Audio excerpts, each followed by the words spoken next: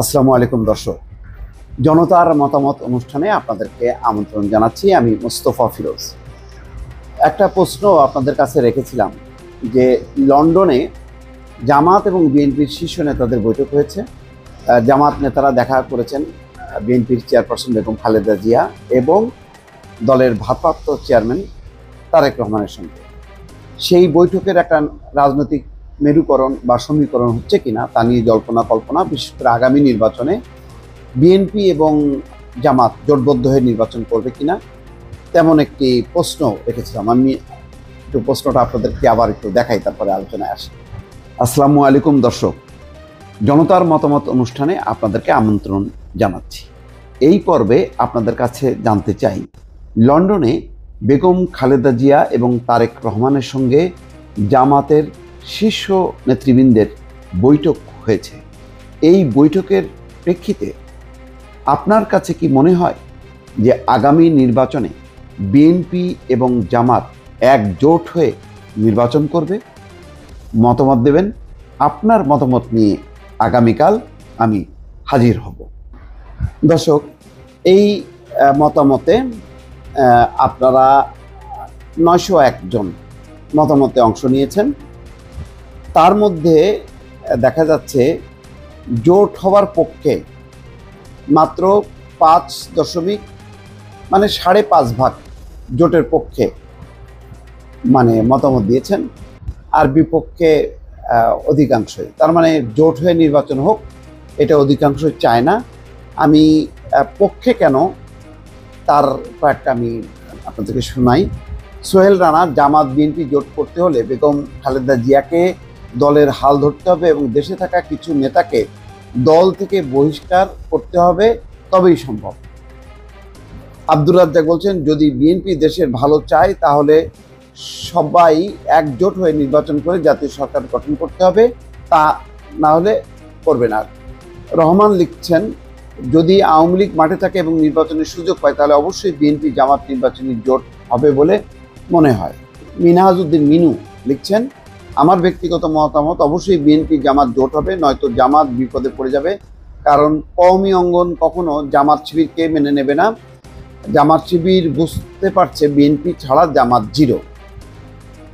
কাজী জয়নাল বলছেন, আমার মনে হয় একজোট হয়ে নির্বাচন করবেন। যে যে যুক্তি দিচ্ছেন বা তাদের একটা ধারণা তারা প্রতিফলন করছেন। জসিম হালদার বলছেন, আমরা ভেদাভেদ চাই না, যোগ্যতার ভিত্তিতে যোগ্য নেতৃত্ব। জামাত বিএনপি একত্রে দেশ চালালে খারাপ হবে না। সামনে একটা ঐক্যমত্যের সরকার দরকার দেশের সার্বিক উন্নয়নের জন্য। আব্দুল আজিম জিহাদ বলছেন, একটা নতুন দেশ গড়তে হলে বিএনপি এবং জামাতের ঐক্যবদ্ধ হওয়া ছাড়া কোনো বিকল্প নেই। এটাই আমরা সাধারণ মানুষ চাই।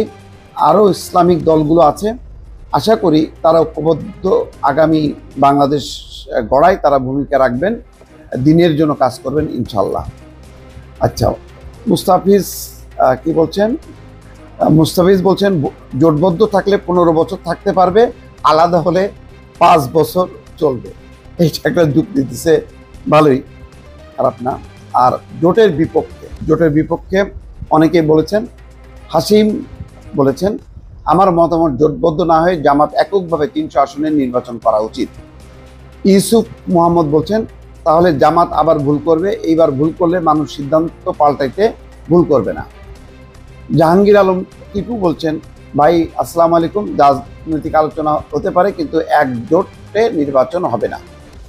গাজী নজরুল ইসলাম বলছেন, আমার মনে হয় না জামাত বিএনপি জোটবদ্ধ হয়ে নির্বাচন করবে, কারণ বর্তমানে আওয়ামী লীগ শক্তিশালী নয়। যদি নির্বাচন মাঠে আওয়ামী লীগ শক্তিশালী থাকতো তাহলে একটা কথা ছিল, যেহেতু আওয়ামী লীগ মাঠে নেই সেহেতু বিএনপি জামাত জোটবদ্ধ হয়ে নির্বাচন করলে সেই আওয়ামী লীগের আমলের মতো দামি নির্বাচন হবে।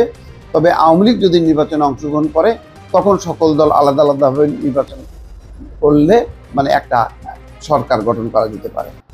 মোহাম্মদ রহিম বলছেন, না, জোট হবে না, উচিত হবে না। সংসদে 2 দলই বড় শক্তি নিয়ে সংসদে গেলে দেশ পরিচালনা করুক, এটাই চাই ইনশাল্লাহ।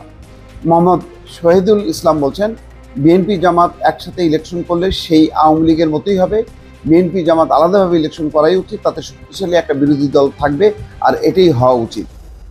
সম্ভাবনা ক্ষীণ, কারণ ভারতীয় অনুকম্পা হারাতে হবে। মামুনুর রহমান বলছেন, আর সুলতানা সাউথি বলছেন একসঙ্গে জামাতের সঙ্গে জোট হয়ে নির্বাচন করা উচিত হবে না। 2001 সালে জামাতের সঙ্গে নির্বাচন করে বিএনপি অনেক মানুষের সমর্থন হারিয়েছে। দর্শক, এই হলো মতামত।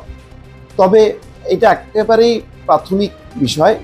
ভবিষ্যতে রাজনৈতিক মানে মেরুকরণটা কি হয় তার উপরে আসলে জোট নির্ভর করবে। এটা সত্য, বিএনপি জামাত জোট করলে আর এটার নির্বাচন থাকবে না, ওইটা এই আমিডামি নির্বাচনের মতন হবে। সুতরাং আলাদা আলাদাভাবে যদি নির্বাচন করে, এই নির্বাচন অনেক প্রতিদ্বন্দ্বিতা হবে। আওয়ামী লীগ যদি অংশ নাও নেয়, এটা নিশ্চিত বিএনপি এবং জামাতের যে পরিমাণ ভোট আছে, এবং সেই সাথে খেয়াল করবেন এর বাইরেও কিন্তু ইসলামী শাসনতন্ত্র আন্দোলন আছে, আরও অনেকগুলো রাজনৈতিক দল আছে, এবি পার্টি আছে, তারাও মোটামুটি বেশ জনসমর্থনের দিকে এগিয়ে আছে। তারপরে এনসিপি আছে, তারাও একটা ভোট টানবে। ফলে আওয়ামী লীগের তো আসলে আওয়ামী লীগ ছাড়া আর কিচ্ছু নেই। জাতীয় পার্টি ছিল একটু একেবারে ক্ষুদ্র আকারে রংপুর অঞ্চলে, কিন্তু বিএনপি জামাত কিন্তু সারা দেশে ছড়িয়ে আছে। অন্য অন্য রাজনৈতিক দলও বেশ এগিয়ে এসছে, এবং আরও যদি ইসলামী শাসনতন্ত্র আন্দোলন, চরমনাই পীর, ওরা যদি জোট করে, তাহলে এটা একটা হেফাজত আছে।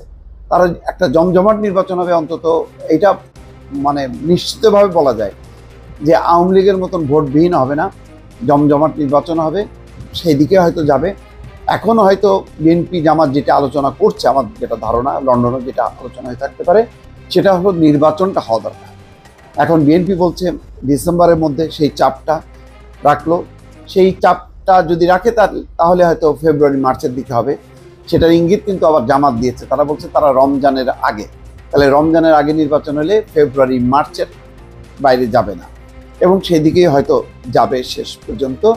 এই রাজনৈতিক সংলাপটা থাকা দরকার।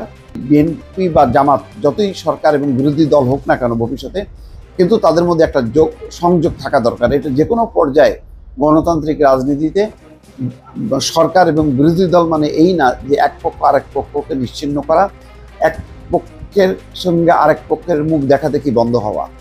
এই ধারাটা যদি পরিবর্তন হয় এই পর্যায়ে, তাহলে 24-এর যে গণ অভ্যুত্থানের সেই চেতনা, সেটা অবশ্যই সফল হবে। দর্শক, ভালো থাকবেন। আল্লাহ হাফেজ।